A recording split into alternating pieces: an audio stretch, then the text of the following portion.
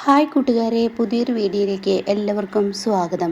അങ്ങനെ ഗേറ്റൊക്കെ പൂട്ടിയിട്ട് ഇന്ദ്രൻ ഇങ്ങനെ തൻ്റെ വണ്ടി ഇങ്ങനെ നോക്കിക്കൊണ്ടിരിക്കുകയാണ് കേട്ടോ. അപ്പോൾ അതിൽ പൊടി കുടുങ്ങിയിട്ടുണ്ടെന്നൊക്കെ ശ്യാമിനോട് പറയാണ്. ആ സമയം കാണാം സുധൻ അങ്ങോട്ടേക്ക് കടന്നു വരുന്നത് കേട്ടോ. അപ്പോൾ സുധനെ ചോദിക്കുകയാണ്, ഇതെന്താ ഈ വീട്ടിൽ ആരുമില്ലേ, എന്താ എല്ലാവരും ഗേറ്റ് പൂട്ടി പുറത്തുനിന്ന് പൂട്ടിയിരിക്കുന്നത്, പാലും പത്രമൊക്കെ ഇവിടെ ഇരിപ്പുണ്ടല്ലോ എന്നൊക്കെ ഇങ്ങനെ പറയുന്നുണ്ട് കേട്ടോ. അങ്ങനെ ഈ സമയം സുധൻ ഇങ്ങനെ നാലുപുറം തിരക്കിക്കൊണ്ടിരിക്കുക. അപ്പോഴാണ് ഇന്ദ്രൻ തൻ്റെ വണ്ടി സ്റ്റാർട്ട് ചെയ്യാൻ നോക്കുന്നത്. അതോടുകൂടിയിട്ട് സുധൻ ഇവരിവിടെ ഉണ്ടെന്ന് മനസ്സിലാക്കണം കേട്ടോ. അതോടുകൂടി സുധൻ ശ്യാമേ ഇന്ദ്ര എന്ന് പറഞ്ഞിട്ട് പുറത്തുനിന്ന് വിളിക്കുകയാണ്. അപ്പോൾ ഉടൻ തന്നെ ഇന്ദ്രൻ പറയാണ്, ആരാ വന്നിരിക്കുന്നൊന്ന് നോക്ക്, നമുക്ക് വേണ്ടപ്പെട്ട ആളുകൾ മാത്രമാണെങ്കിൽ ഉള്ളിലോട്ട് കടത്തി വിട്ടാൽ മതി, അല്ലെങ്കിൽ കടത്തി വിടണ്ട എന്നും പറയണം കേട്ടോ. അങ്ങനെ ശ്യാമ ചെന്ന് നോക്കുകയാണ്. പിന്നീട് സുധനാണ്, ഇതെന്താ മക്കളെ പാലും പത്രമൊക്കെ ഇവിടെ വെച്ചിരിക്കുന്നത്, നിങ്ങളെന്താ അകത്തു നിന്നും പൂട്ടിയിരിക്കുന്നത്, എന്താ പ്രശ്നം എന്നൊക്കെ ചോദിക്കുമ്പോൾ ഇന്ദ്രൻ്റെ അരികിലോട്ട് ചെല്ലാണ് കേട്ടോ. ഇതെന്താ നിങ്ങളുടെ അമ്മയെ വീട്ടിൽ തടങ്കിലാക്കിയിരിക്കുകയാണ്. അപ്പോഴേക്കും സത്യൻ അങ്ങോട്ട് കയറി വരികയാണ്. അമ്മ നല്ല പ്രശ്നം ഉണ്ടാക്കുകയാണ്, നമുക്ക് നല്ല പ്രഷറാണ് എന്നൊക്കെ ഇങ്ങനെ പറയാണ് കേട്ടോ. ആ സമയം അവിടെ ഉണ്ടാക്കട്ടെ എന്ന് ഇന്ദ്രൻ പറയാണ്. അപ്പോഴേക്കും ഇവിടെ ഉടൻ തന്നെ നിങ്ങളെന്താ ഈ പത്രത്തിലുള്ള ന്യൂസൊന്നും കേട്ടില്ലേ? അപ്പോൾ ഇന്ദ്രൻ ചോദിക്കുകയാണ്, ഇതിലും വലുത് തന്നെ ഇനി എന്താ കേൾക്കാനുള്ളത്, ചില മഞ്ഞപ്പത്രക്കാർ ഓരോന്നിങ്ങനെ എഴുതി പിടിപ്പിക്കുന്നത്, നമുക്ക് എന്ത് ചെയ്യാനാ എന്നൊക്കെ ഇങ്ങനെ പറയുമ്പോൾ ഇത് വായിച്ചു നോക്കിയെന്ന് പറഞ്ഞിട്ട് സുധൻ കൊടുക്കുകയാണ്. അങ്ങനെ ഇന്ദ്രൻ അത് വായിക്കുകയാണ്.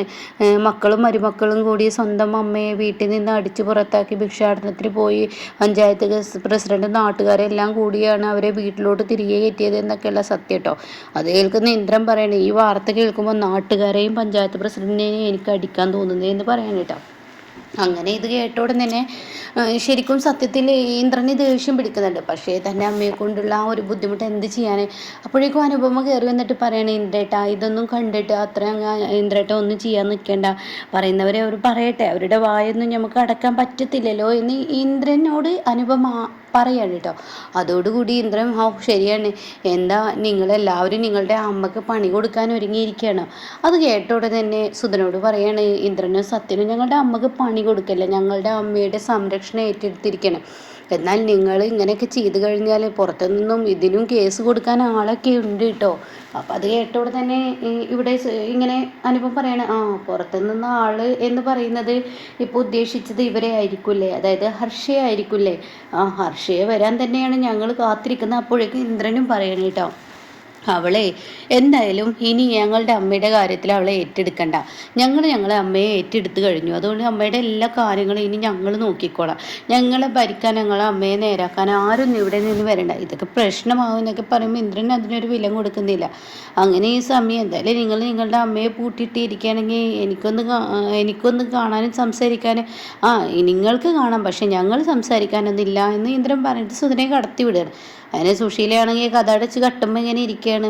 അങ്ങ് സുധൻ ചെന്നിട്ട് ചോദിക്കുകയാണ്, സുശീല എന്തൊക്കെയാണ് ഈ കേൾക്കുന്നത്, നാട്ടുകാർ ഓരോ അപവാദങ്ങൾ പറയുന്നത് കേട്ടാൽ ഇപ്പോഴത്തെ നിൻ്റെ മാനസികാവസ്ഥ എനിക്കറിയും, നീ ഇപ്പോൾ ഇതൊക്കെ ചെയ്ത് കൂട്ടി എന്നുള്ളത് സത്യം തന്നെയാണ്. എന്താണെങ്കിലും ഇനിയിപ്പോൾ നീ ഇതൊക്കെ ക്ഷമിക്ക്, നിൻ്റെ മക്കൾ ഇന്നല്ലെങ്കിൽ നാളെ ഇതൊക്കെ മറക്കും, അപ്പോൾ നാട്ടുകാരിത് മറക്കും, അപ്പോൾ ആ സമയം എനിക്ക് പുറത്തിറങ്ങാൻ എന്ന് പറഞ്ഞത് ഉടൻ തന്നെ ഹർഷ പറഞ്ഞ വാക്കിനെ കുറിച്ച് ചിന്തിക്കുകയാണ് കേട്ടോ.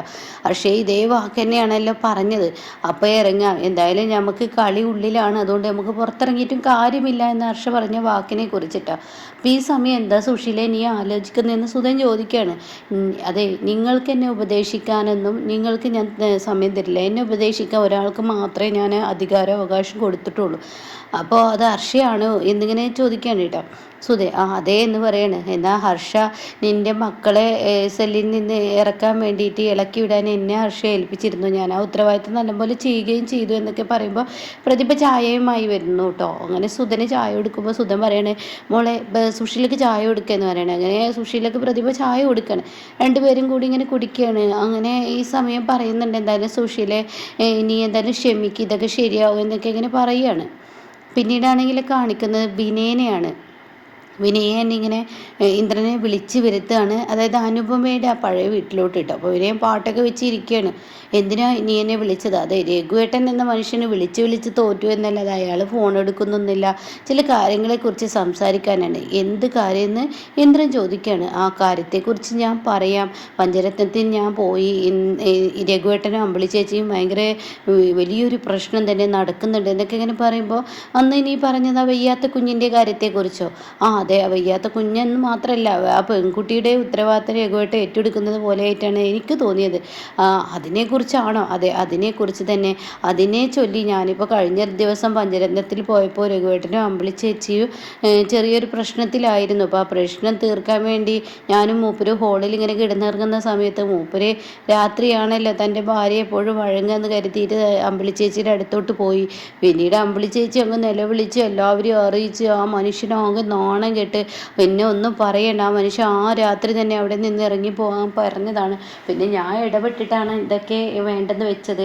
എന്തായാലും ഇപ്പോൾ ഇങ്ങോട്ടേക്ക് മാറാമെന്നുള്ള നിലപാട് എടുത്തിരിക്കുന്നത്. എന്നിട്ട് രഘു ഇതിനുള്ളിലുണ്ടോ എന്ന് ചോദിക്കണേ. ഇല്ല, പുറത്തുനിന്ന് പൂട്ടിയിട്ട് പോയിരിക്കുകയാണ്. എന്നാൽ ഞാൻ ഫോൺ അടിച്ചാലൊന്നും അങ്ങേര് എടുക്കത്തില്ല. ഇന്ദ്രൻ നീ ഒന്ന് വിളിച്ചു നോക്കിയെന്ന് പറയട്ടെ. അപ്പോൾ ഇന്ദ്രൻ വിളിച്ചു നോക്കണം.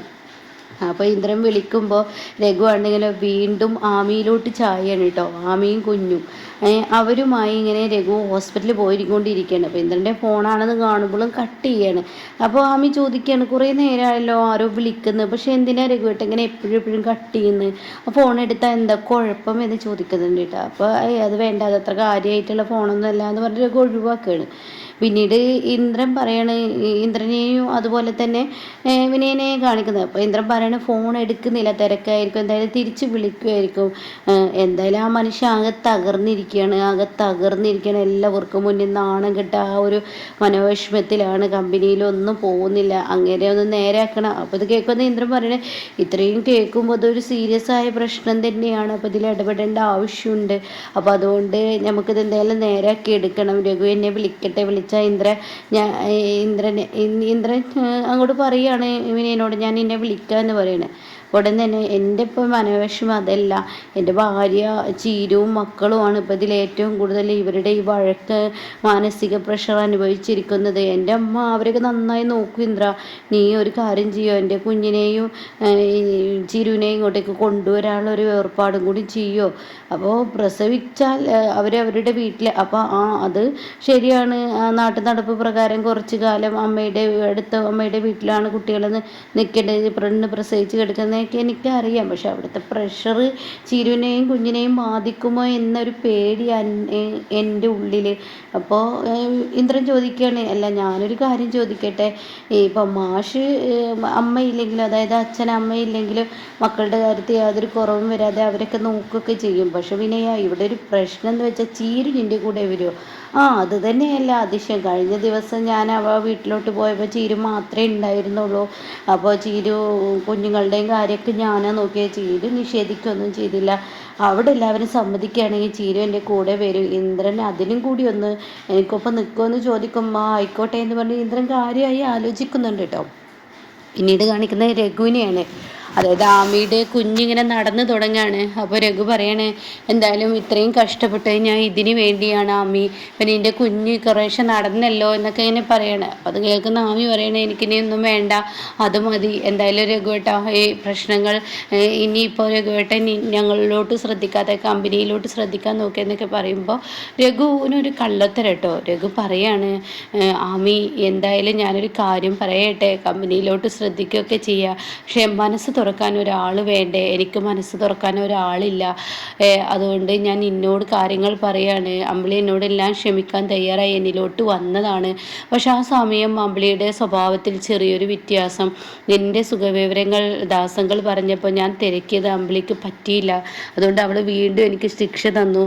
അപ്പോൾ എൻ്റെ മനോവിഷമം എന്ന് പറയുന്നത്, ഞാൻ എന്തെങ്കിലും തെറ്റ് ചെയ്തിട്ടുണ്ടോ?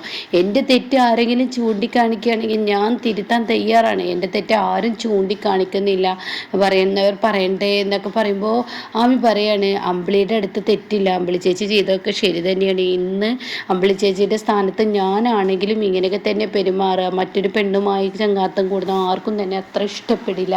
അപ്പോൾ അത് പറയുമ്പോൾ ഞാൻ അതിന് മാത്രം എന്ത് തെറ്റാ ചെയ്തതെന്ന് പറഞ്ഞ് രഘു ഒച്ചയെടുക്കണം കേട്ടോ.